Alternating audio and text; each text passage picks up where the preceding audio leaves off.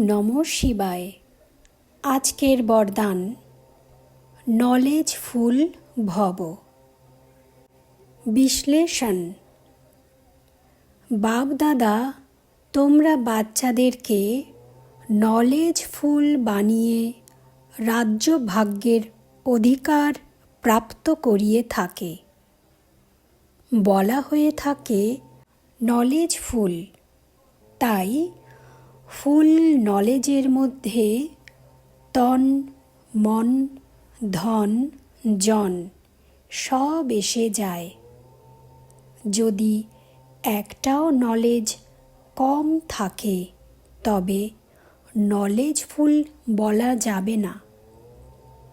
সদা সফলতা মূর্ত হওয়ার আধার হলই নলেজফুল। রাজ্য চালানোর সংস্কার তো ভরতে হবে, তাই না? তাই প্রতিটার বেলাতেই নলেজফুল হতে হবে। যখন নিজের তন অর্থাৎ শরীরকে চালনা করার দক্ষতা এসে যাবে, তখন রাজ্য চালানোর দক্ষতাও এসে যাবে। যে নিজের শরীররূপী রাজ্যকে চালনা করতে জানে না, সে ভবিষ্যতে এত বড় বিশ্ব রাজ্যকে কিভাবে চালাবে?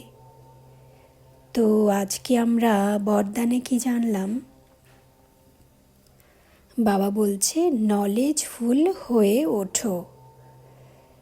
আর নলেজফুল মানে বাবা বলছে তন, মন, ধন, জন এই সব ব্যাপারেই বাবা মৌলির মধ্যে যে জ্ঞানগুলো দিচ্ছে, সেই জ্ঞানে এবং ধারণাতে যে সম্পূর্ণ হবে তাকেই নলেজফুল বলা হবে।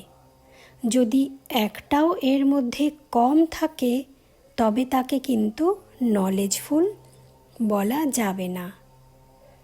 ধরা যাক কেউ শরীর দ্বারা সেবায় খুব পারদর্শী, কিংবা কেউ যোগে বসে মনসা সেবায় পারদর্শী, কেউ ধন দ্বারা প্রচুর সেবা করেছে, আর কেউ জনগণের মনকে জিতে নিয়েছে।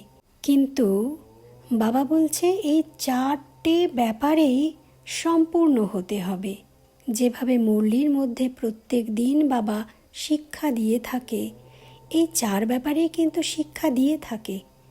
তো সেক্ষেত্রে ভালো করে জ্ঞানকে বুঝে জীবনে ধারণ করা, তাকেই বলা হবে নলেজফুল। শুধু জানা নয়, জীবনে প্র্যাকটিক্যালি সেটাকে অ্যাপ্লাই করে ধারণ করে নেওয়াকেই বলা হচ্ছে নলেজফুল। আর সেখানে বাবা বলছে যে তন মানে শরীর রূপী ছোট আকারের এই যে রাজ্য আমরা পেয়েছি, যা কিনা প্রতিদিন আমরা চালনা করে থাকি শরীর দ্বারা নিজেকে, মানে আমরা রাজ্যকে সামলাই।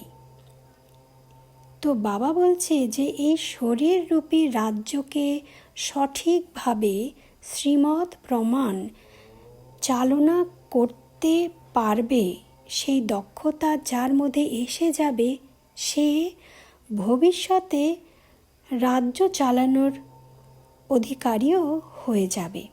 কারণ এই শরীর রূপী রাজ্যকে চালনা করতেই কিন্তু যত গড়বড় হয়ে যায়, সেখানে পুরনো স্বভাব সংস্কার, আমাদের ইচ্ছে অনেক কিছু বাধা সৃষ্টি করে।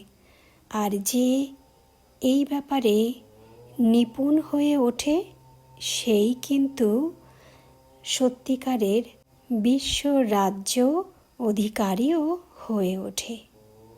ওম নমঃ শিবায়।